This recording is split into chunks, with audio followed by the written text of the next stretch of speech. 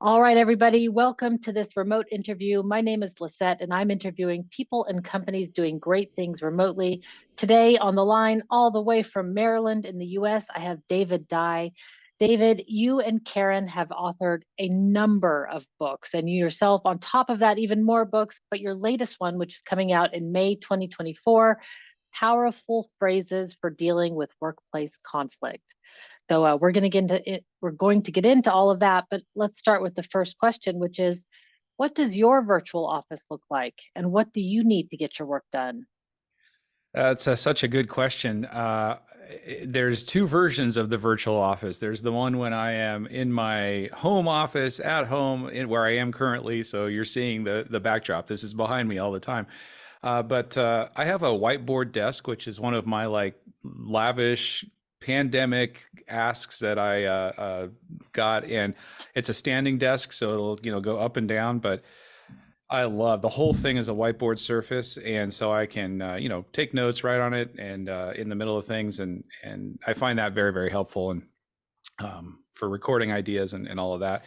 And then three monitors, a MacBook Pro laptop, all that kind of thing. For we do a lot of presentations, a ton of remote presentations. We have global clients, and so across time zones. So we do a lot of presenting, training, workshops, facilitation that's remote. So I'm the head of tech in our company, so I manage all of that while we're doing. So I have a fairly good setup for that, lights and so on. Now that's the first answer is the home office setup with there. Then on the road, I carry the laptop with a couple of portable monitors so that I can replicate that three monitor setup on a smaller scale in a hotel room with a bag full of dongles and a backpack that always seems to get heavier. And I have actually a holiday task for myself to audit everything in that backpack and get rid of some things so I could minimize the weight. But that's the other part of the virtual office, is to be able to work from wherever I might be, because as the world has opened back up for us, there is a fair amount of travel to see clients and do work in person as well. Yeah, indeed. I love that. So I've been carrying my portable monitor around for ages, and I love that it's now becoming more and more popular. Once you go with a second monitor, I keep telling people you will never go back to a single monitor. It is impossible to do. Just love the real estate. So, do you get stopped in airport security a lot with your backpack full of tech? Not too often. Every once in a while, when certain airports, their screening tech doesn't. It's funny how different things can be, but most of the time, at most of the airports I'm in, I sail right through. Every once in a while, like, okay, we got to unload this sucker. There's too much in there. Like, Right. okay, and they'll say, "Are you done yet?" They're like, "Nope, it's still going." It must be more and more common these days, as most people are traveling with easy to use technology that we just put together when we get wherever we are. The power of working everywhere, wherever we can. So that's the benefit. Now, recently, you and Karin conducted a workplace conflict and collaboration survey where you asked over 5,000 people in more than 45 countries, all 50 US states, about the change in workplace conflict. What did you learn from this survey? How about that big question to start? Yeah, it's such a big one to start us off here. It was interesting. So our publisher is HarperCollins, and they came to us and said, we have seen a need in the market for a good book on workplace conflict, dealing with workplace conflict, and we're known for very practical approaches to our leadership, team engagement, and so on. And they said, we'd really like you guys to consider writing it. And so we said, well, sure, we'll think about that. And as we decided that we wanted to do it, we said, well, there's what we know and what we can share, but we also are super curious to find out what's happening in the world right now in terms of workplace conflict, especially coming out of the pandemic with so much having changed. The workplace has changed in some fairly significant ways for many people.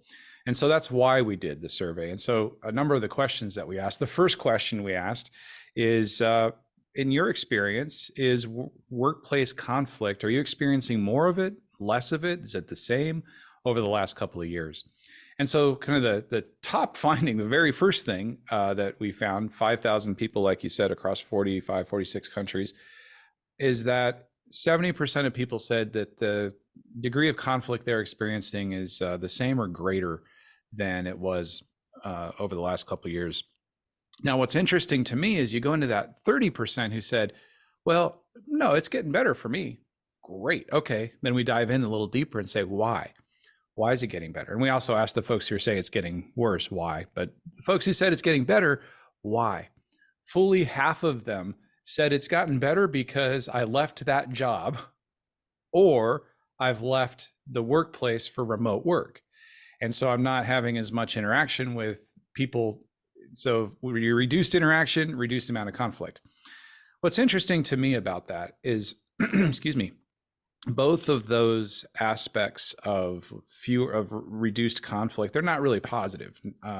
Remote work can certainly be positive, but if it means you're just escaping conflict instead of having productive, healthy interactions with other human beings, then something's lost in that, and that's not what we want.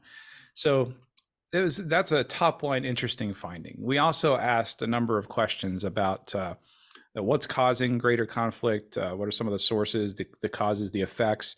We also asked people to recount what's one of the biggest conflicts you've had in your career that you recall. And then we asked if you could go back and give yourself some advice about that conflict, what would it be? And that was a particular interesting finding as well. So I'll stop there. Those are some of the questions we asked, but at the top level, 70% same or greater, 30% less, and half of those because of a change of scenery that wasn't always productive itself. Right. I'm a conflict avoider myself, so I can really relate to just removing myself from the situation and yeah, running away as far as I can and not dealing with it. Sometimes it just goes away. Most often it kind of gets bigger and it's just waiting for you around the corner. And really, upon reflecting on this topic for this session today, I was really thinking we don't often, learn about how to communicate professionally or as adults. I mean, I've been learning and reading nonviolent communication for 30 years now, right? And I still can't get it right. I mean, this is not something, we go to all kinds of workshops. And so I was wondering, where do people go to learn these kind of communication techniques? Where did you go to learn all these different? I mean, they're really important. It can change all our relationships. And yet Yeah, I don't remember taking any kind of class.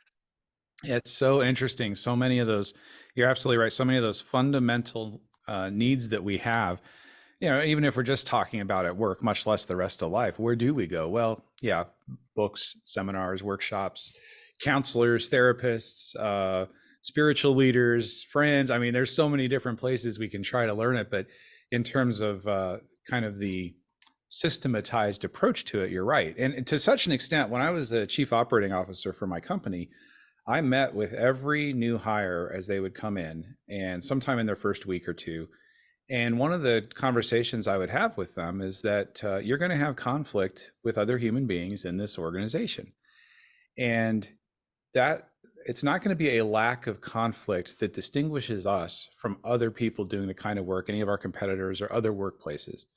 What I hope will distinguish us is how we resolve that conflict, how we engage in it productively, respectfully, and make it constructive in all that we do and all the conversations that we have. That's what will make this the best place to work and help us to be the best at what we're doing and serve our constituents. And then equipped with tools, because it's one thing to say we want to do that, then how do you do it? And so getting into that how is why we wrote this book, because there aren't a lot of resources on that.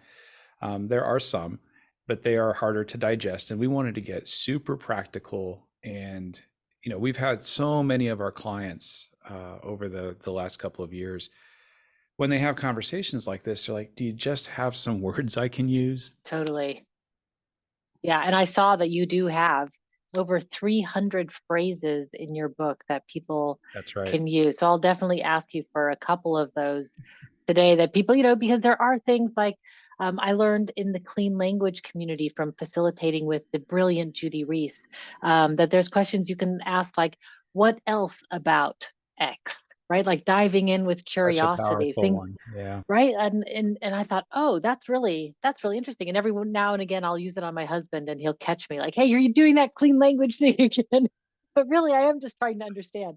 Okay, but before we get into the how of things, did you learn anything about how COVID changed the landscape of conflict? Was it Is it, did you say that there's more? Was that the 70% that we were Yeah, talking yeah. about earlier? Yeah, that was one of the things that we were really concerned about learning was what's different now, what's happening now. And so when you look at all the folks who said that they're reporting more significantly more conflict, what are the reasons for that? And survey process, research process, we did the initial generation, then codified all that, and then let people choose from those their top three contributors. So the numbers don't add up to 100% because you could choose three. 27% of people chose overwhelm, burnout, and understaffing as a Mm. significant cause of workplace conflict. And we've seen so much in the media and reports. And I think qualitatively, many of us, if you're out at businesses in different workplaces, you've sensed that yourself, is that we continue in many parts of the world to have some staffing challenges and those sorts of things that lead to overwhelm and burnout if expectations don't adjust. And then another 27% cited poor management practices. And if you look at what's underneath that, there's your traditional poor management types of things, but there is an argument that leadership has been getting better over the years, and that's the core of the work we do. So we sure hope it's making a difference. But the challenges that managers have faced coming out of the pandemic are significant. And so Gallup, in their research, has cited right now is the highest level of manager disengagement in the history of their survey. So Wow. managers are more frustrated and disengaged than they have ever been. Well, why? Where's that coming from? These poor management practices, if you look at frontline people say, oh, management practices are messed up.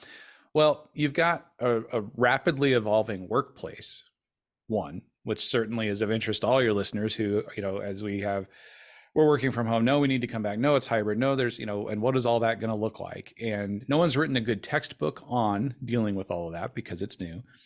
And so there are some best practices that people are learning, but that people don't know how to deal with it. And if I am leading a hybrid team or a fully remote team or a team that now was remote but now is back in the office and doesn't like it, how to deal with all of that. So you've got those two issues of overwhelm, burnout, understaffing, poor management practices. The third one on the list, 21%, pandemic related mental health and anxiety. And there are so many facets of this. I think, this is my personal observation, is that that was a traumatizing experience for human beings. Don't know how it can't be, from the isolation, the fear initially early on, then the isolation, then, and for some segment of the population, the rejection of the mandates and feeling like that's constraints on their freedom. And so, for different reasons, it was traumatizing for a lot of people. Yeah. And people chose their bubbles, and now these are my safe people, but everybody else isn't, and then that other people, and keeps us from relationships. And I think that we have not recovered from all of that, and it's going to take time, and all of that transitions into the rest of our life, including work. So we're still recovering, and it's a global staring contest with mortality that we had collectively, and how that all transmits and continues through our lives it's yet to work its way out. For sure. I mean, if I think back, I listened recently to an old podcast episode. I think I clicked the wrong button and then it was kind of so interesting. I just kept listening. But it was an old episode from in the beginning of the pandemic and when we were just learning about some of the facts as they were coming out. And it was pretty scary, actually, as I was listening back, like all the stuff we didn't know and, all the, yeah, it was, I have to remember that, yeah, it wasn't, it feels like a blip now because time has no meaning after, like after Right, all of like that. it's just lost. Like, it was just Yeah. really fast, but yeah, but it was indeed something there. So indeed, with the combination of overwhelm, poor management, or just ill-equipped management to deal with these kind of situations, and just global mental health in general, I can see how that is a big thing. So it's not to be underestimated. This conflict and this ability to deal with conflict is, I think, probably more important now than ever.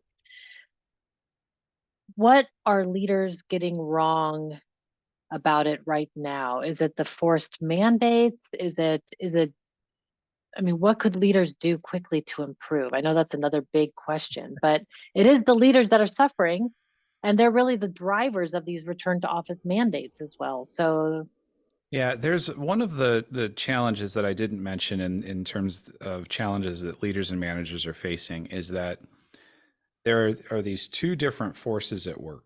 I was talking with on my podcast with the chief of diversity, equity, inclusion for GE Aerospace, and I thought he articulated it really well. He said, on the one hand, there is an increasing need, demand, expectation in the workforce for the human connection, empathy, being understood, uh, seen, and so forth from their manager.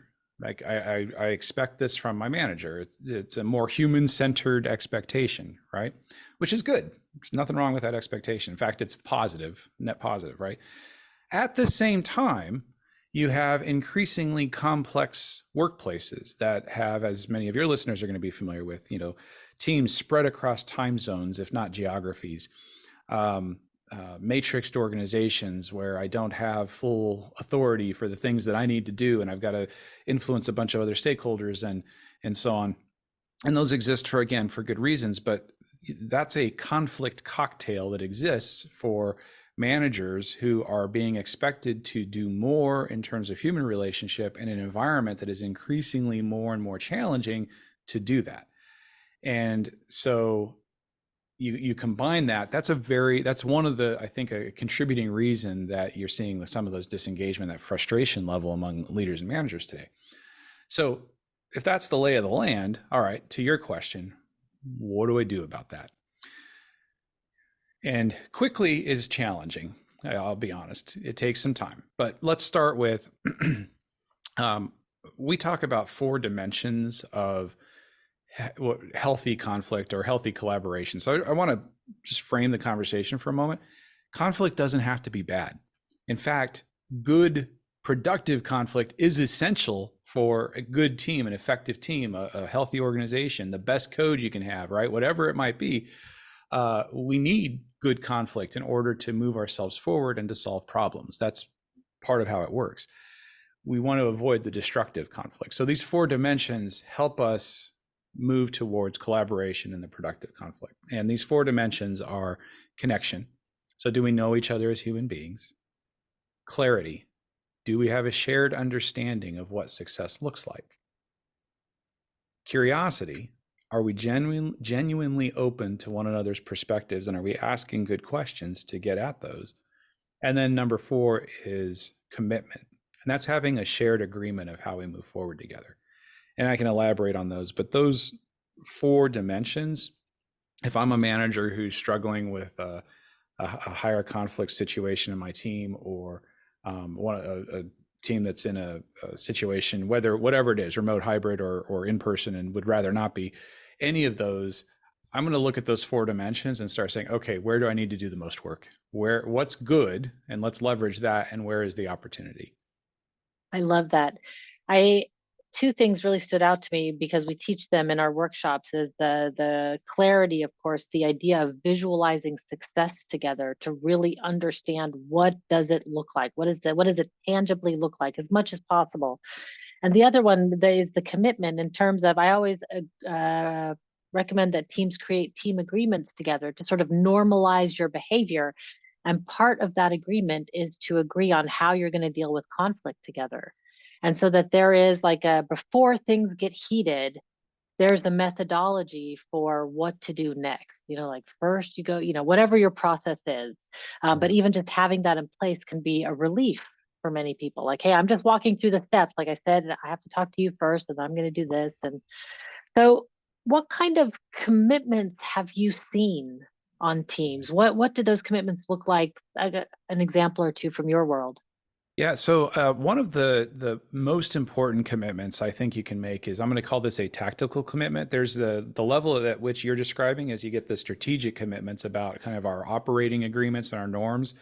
And that is so vital for clarity. If we can have that up front, you're absolutely right. Like minimizes so much of the unnecessary drama and confusion that can set in. Let's say we have a good, healthy conflict conversation. We've got some tension between our two teams. They're not getting the data we need, and the time that I thought we should be getting it. They had a different expectation of when that was due. I did that, right? So we talk about it and we get under the surface. We say, hey, I really am invested in you and in our work together. I want to minimize the stress and conflict for both of our teams in this. We ask some good questions. Let's say we come up with an agreement. We're like, great. Okay, so here's what I'm going to do. I'm going to get those requests in by Tuesday at 3.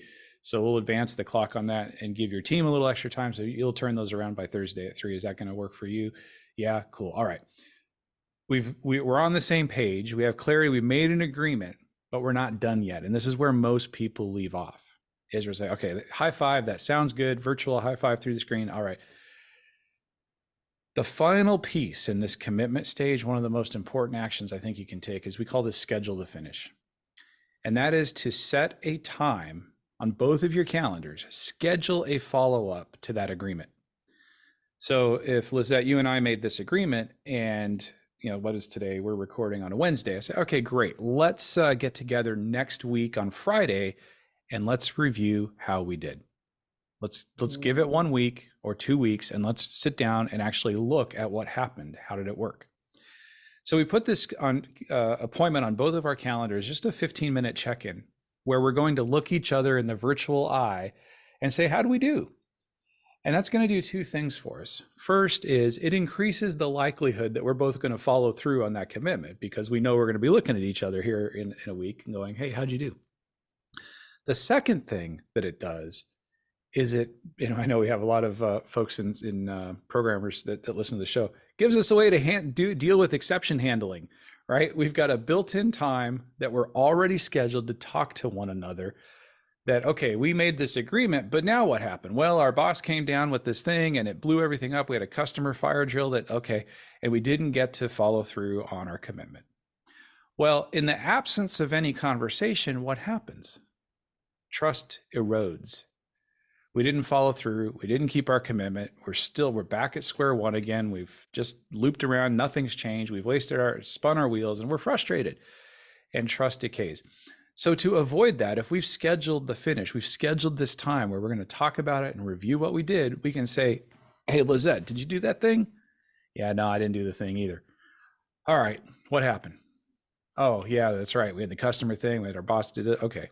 All right. Tell you what, let's try this again. Let's see if we can do this again. And if it happens again, do we need to make a different agreement that's going to take into account all of those challenges that get dropped in? And do we need a different way to deal with those? So maybe that alerts us to the fact that there's something else we need to solve for. So that process of making a shared agreement and a follow-through time, scheduling the finish, putting that appointment on the calendar, such an easy thing to do with massive amount of payoff in terms of it stops the cycle, it stops the broken record, and gives us a way to keep our agreement and manage exceptions. Yeah, and accountability tends to be an incredibly important part of the loop of things. Just having the feedback or the retrospective or just the accountability. I mean, I had a business coach and we met weekly, and man, I got my homework done. Even if it was right before the session, I still got it done sliding in at the last minute. And one of the things I really realized about that was, one, the accountability works. It was, even it was right before the session, it was still done. It still counted, and that felt good. And if you do a little bit every week like that, you get a lot of things done. Just a small percentage every week goes a long way. So there's something to that.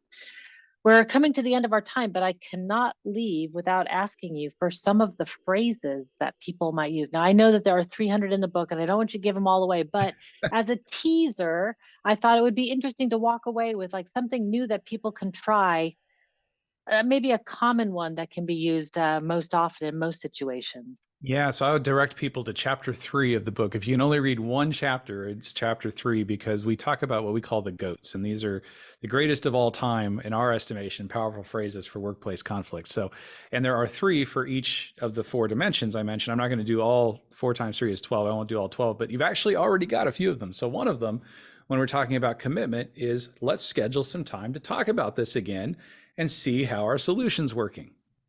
So there's a very practical one on commitment. With connection, as we're starting off a conversation, to connect to the person and the project. So, hey, listen, I really care about you, this team, this project, the work we're doing, and I am confident we can find a solution that will X, Y, or Z. And what we're doing in that is connecting to the person, but also stating our intention for the conversation and what we're hoping to achieve. And the reason that's so powerful is it allows the other person to enroll in the conversation. All right, I care about you, us, etc. And here's what I'd like to have happen. Is that something you'd like to have happen? Yes, I would. Okay, I'm in. Let's talk. I love that. Uh, You've got a sort of a shared goal in that case. Like my intention is that we find a way to work together amicably by the end. That's what I want to do today. And then so then there's the goal. Okay, whatever happens in between. Love it. All right. And you were going to Absolutely. keep going. I'm sorry I cut you off. Oh, no worries. I'll do one for clarity. All One for right. clarity that I think this is a really powerful one. When we're talking about clarity and we're starting a conversation, to ask the other person, what would a successful outcome do for you? And there's a little subtlety in that question. It's not what's a successful outcome for you. It's what would a successful outcome do for you? And what we're getting at there is whatever the person sees as what they want probably represents something else. So, if I say, hey, Karen, I really wish that I could, take this afternoon off. Okay, well, that sounds like the successful outcome. But why? What is it I'm actually at? Well, and so if she were to say, okay, what would taking the afternoon off do for you? Oh, well, it would allow me to X, Y, or Z.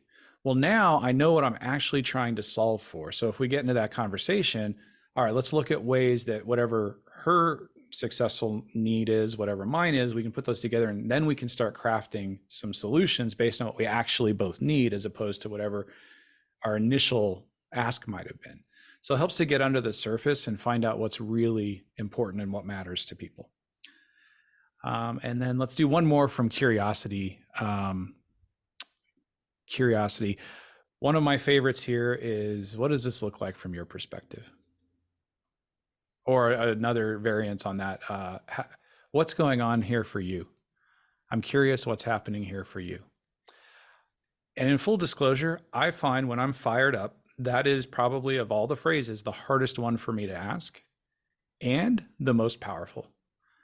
Because if I can ask that, that is a frontal cortex thing. It gets me out of my amygdala. It gets me out of all of that. And it's the curiosity calms everything else down, even if I don't feel like calming down. And I learn so much. What does this look like from your perspective? What's going on here for you? What's it like to be you right now? You get perspective that you had no idea about. And now, again, you're in a position to do something better with it. Oh, I love that. Yeah, I love that.